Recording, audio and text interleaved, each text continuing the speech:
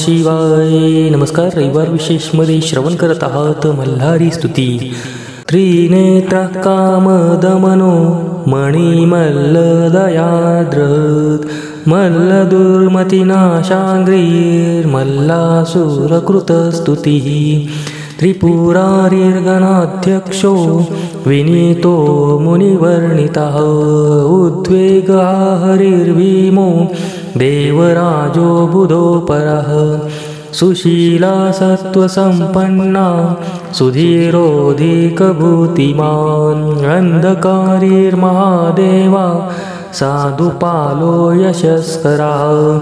सिंहासनस्था स्वानन्दो धर्मिष्ठो Rudra आत्मभुः.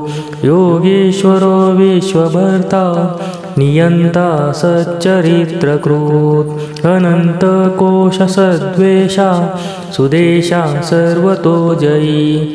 भूरिभाग्यो ज्ञानदीपो मणिप्रेतासनो ध्रुवः. अखण्डित श्रीप्रीतात्मा महामहात्म्यभूषितः.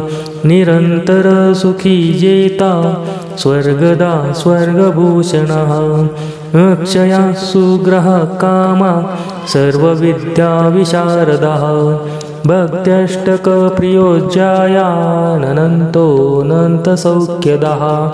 Aparo रक्षितानादिर्नित्यात्माक्षयवर्जितः. महादोषहरो गौरो ब्रह्माण्डप्रतिपादकः. मालशेषो महाकीर्ति कर्मपाशहरो भवः. नीलकण्ठो मृडो दक्षो मृत्युञ्जय उदारधिः.